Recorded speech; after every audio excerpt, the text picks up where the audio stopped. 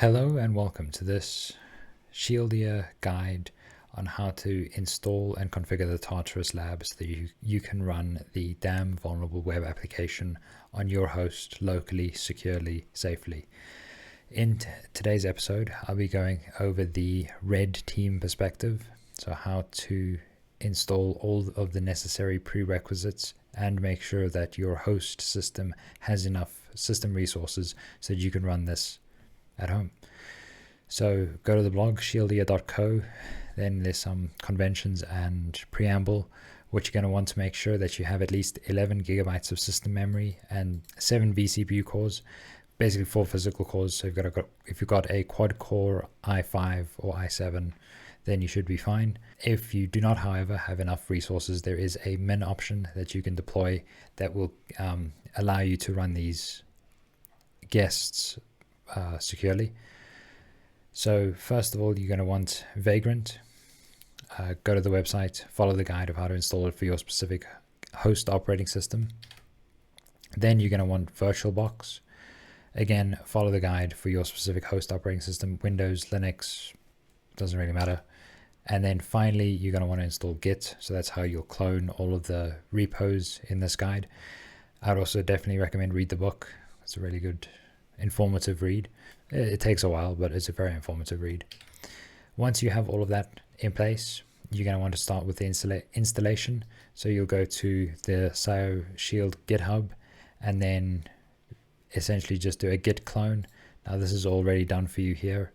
So all you need to do if you're on Linux is copy that, open a terminal, and then paste it, and then it'll clone into, so the way I paste it into the shell is Control-Shift-V will paste for you. You can also copy out of a shell with Control-Shift-C. You need the Shift modifier because Control-C is to cancel the program, like that. Because I've already got it, so I'll just go cd projects Tartarus. And then because I'm using omyzsh, I get helpful information about the fact that this is a Git repository and which branch I'm on, which would be the master branch. Then if you're on Windows, it's the same process. If you have Git installed, you copy that, right click in your PowerShell window, and then that'll paste it, and then it'll download or clone that repository to your host system. Then what we're going to want to do is bring up all of the guests in the environment. So I'm using the export keyword within the bash shell, or if you're in Windows land, you'd use the env keyword, and then giving it a specific variable, telling it which vagrant file to use, which is a different vagrant file than we would normally use. By default, it'll just read what's called the vagrant file, so unsurprisingly, but we're telling it to read the .red vagrant file. So you'll copy that, and then in the terminal where you downloaded the Tartarus Lab 2, you'd paste that in, and then through the magic of already having done this before, it's not going to configure everything, but it is going to just go through and spit out some output. In the meantime, while that's running, I'm just going to explain some of the output to you. This is a very trimmed down version of it. It's very verbose in the initial installation steps. You're going to get pages and pages of text. Don't worry about it. There's nothing important in the red team version that you need to note down. Only in the blue team version there is a password that gets printed to the screen that you need to note down because it's not saved anywhere else. So what you're going to want to look out for is it'll bring up the firewall, and then it'll shut down, and then it'll bring up that same firewall again. And there's some specific settings that can only happen once the firewall has restarted, which namely being the firewall rules and we're specifying which logging source we're sending all of the syslogs to, which if you're using the blue team version would be the Elastic seam. Then we install the damn vulnerable web application. So we're using a bento box, Ubuntu 20.04. Don't use this in production. Once that's also going to have a whole host of information for you. You don't need to worry about it. The only thing at the end you'd want to note down is the username, very creative admin, and then the password. And then where the damn vulnerable web application is installed to, specifically which directory is installed to, because it doesn't get installed to the root directory, it's a subfolder. So it gets installed, or it is located at, we'll go through how to access it later, but it'll be the domain name / DVWA will get you to the precise location, because if you just do the root, it'll be the default Apache landing page. Then the Kali guest will start. So by now, I'm sure the command's finished. I've split these up into 2 separate commands so that it can happen. There's a bit of a race condition where if one is run in line with the other one, it doesn't work as it should. So instead, I've just split them up into 2 commands. So here you can see the vagrant up OpenSense. We're going to then do the then run, which is that, because it should be finished now. Yep, OpenSense is already installed and configured because I've done this before. So we're going to do that again. And then this will interact with the OpenSense guest, saying that it's already up, so we don't need to worry about it. Then it's going to bring up the damn vulnerable web application guest. It's not going to do any installation steps, so we don't need to worry about it. And then finally, you're going to see a GUI pop up, which will be the Kali Linux instance. These are all various flavors of Linux or FreeBSD, so we don't need to worry too much about that. However, if you wanted to, there is a Windows Enterprise guest that you can bring up, and you can do some modifications too if you wanted to. Namely, you can, well, it's already installed for you, the Atomic Red Team and stuff like that, but we don't need to worry about it in this guide. So here we can see GUI for the Kali instance. So then once it loads into a login session, we'll be able to log in with, as it says here in the guide. So all of that's completed, as it says, sorry, wait for it, here in the guide. Username vagrant, password vagrant. So it's not like root and then Tor like it used to be, because this is managed through vagrant, so we don't need to worry about that. Then there is the overview of the lab. So your host machine spawns these 3 guests, the firewall, which is needed for inter and intra guest communication, so that the damn vulnerable web application can reach the internet, and then to download packages and stuff. And then the Kali Linux instance can reach the internet, download packages, and then they can reach each other on the specified ports from the firewall rules.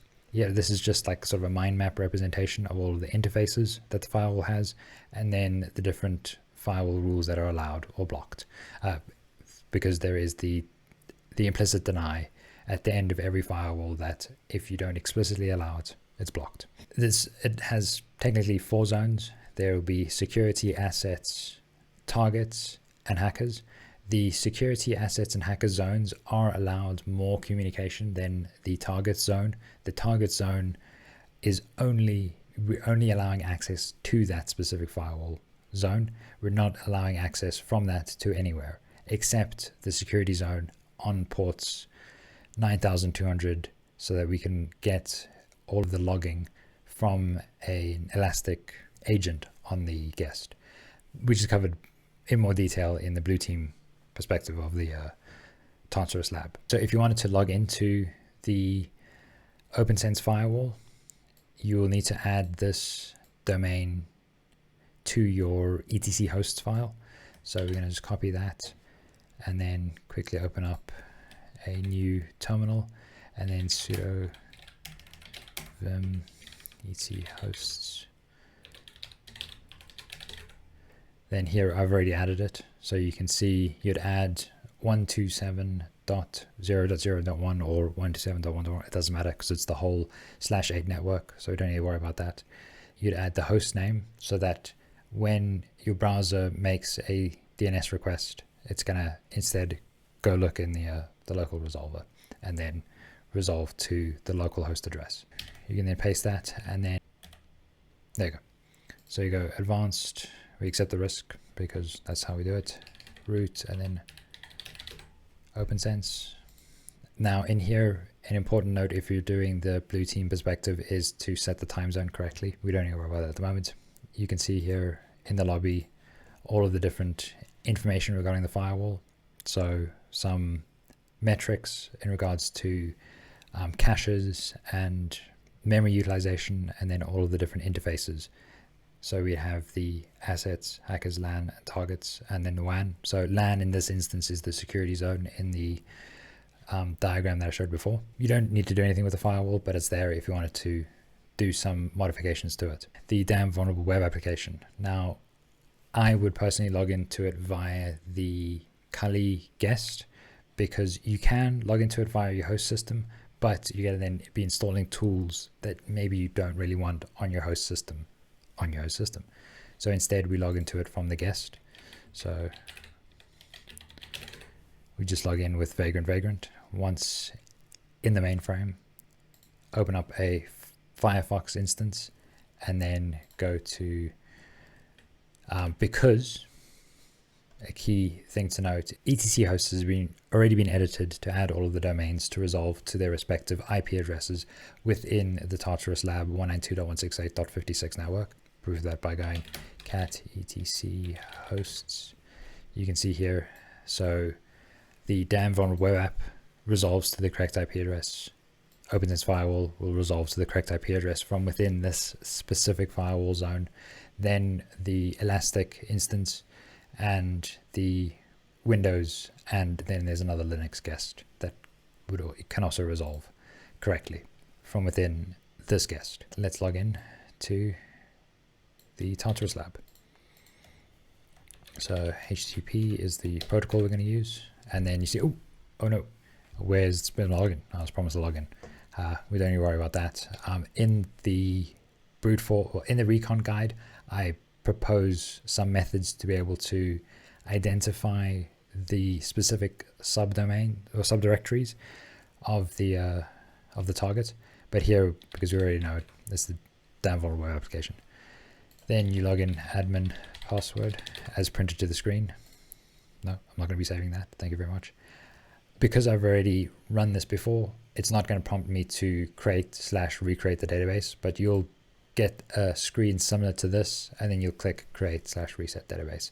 And then once that's completed, you'll just need to log in again, and you're good to go. If that's all you came here for, that's how you install everything. That's how you run everything. I'm briefly going to explain how this is done through Vagrant. Vagrant provides a Ruby-based templating engine so that you can write the configuration that's going to be applied to the virtual machines statically, and then as the machines get built or run, then that configuration is applied to them. So we can see here there are 4 Vagrant files for all of the specific flavors. So there's the default Vagrant file that has everything in it. There's the blue min, which is the minimum system requirements for the blue. Then what we're doing today is the red team version. So there's .red and then .redmin, which is a version that has less system requirements. So we can have a look at the file. You can see here we're defining the specific steps for the Vagrant to run. Here we're defining what shell to use, what box to use, as in what virtual machine to use from the HashiCorp cloud. Then we're doing a synced folder, so we're disabling the normal synced folder because it doesn't work as effectively with FreeBSD. Instead, we're just sourcing the specific configuration files to the guest, because there's no guest host communication. We have to instead seed those files so that they can be used to configure the firewall when we boot. So there's the OpenSense bootstrap.sh, and then a firewall.php file that is used, like we saw earlier, to create the API keys and then set those specific firewall rules. Then there's also an inline shell. So this is something I've added much later so that it can say, okay, is the firewall configured because of the way that it has to be brought up and then shut down on the first boot. This is to account for that. Then if it is configured, we then just make a little configured file with the OpenSense bootstrap file. So if that file exists, then don't need to worry, it's already installed. And then we run the sorry, here, if that doesn't exist, rerun the configuration. And then if that does exist, then don't worry, it's already installed and configured. Then we define the interfaces. We define the system resources. So with the modify VM, we're telling it to use the NAT resolver because that's how Vagrant communicates with the guests. There has to be at least one network interface that Vagrant can communicate with. I tried and experimented with removing that, but then there is no way for Vagrant to effectively manage these VMs because it does everything via SSH. There's two network interfaces, and then through some root cost de-optimization wizardry, all of the communication that happens between the guests is via the second interface, or in this case, these other interfaces that I'm creating. For instance, here, we're using the netplan config to tell which interfaces to use, what IP addresses they should be assigned, and all of that. And then, I don't believe it's in, is it in this one? Yes. Here we're saying that actually this connection has a much higher or much lower cost metric, so that all of the network communication should be happening via that interface. It's not like it's not foolproof, it's not bulletproof. There may be instances where communication could escape from that. So that's why we're just doing the much safer DAM vulnerable web application with this. If you got a box from something like VulnHub, you'd want to instead place it in the target zone and only have that one specific interface so that you can get the DHCP IP address assignment and then only have network connectivity from that zone to Seam, where you're going to be logging, where I'll be logging all of the information, and then only have access from the Kali guest to that specific guest. So that's the only communication that should be allowed within that environment, because we don't know, there could be any number of malicious applications on that guest. So we don't know, we don't trust it. So we place it in the target zone with the least amount of permissions to your network and to your host. Thank you for joining me today. Next time, it'll be the blue team perspective, where we'll explain much more, because those Vagrant files are much larger, and then you bring up a whole SIEM and a whole enterprise network. It's going to be great. Thank you very much.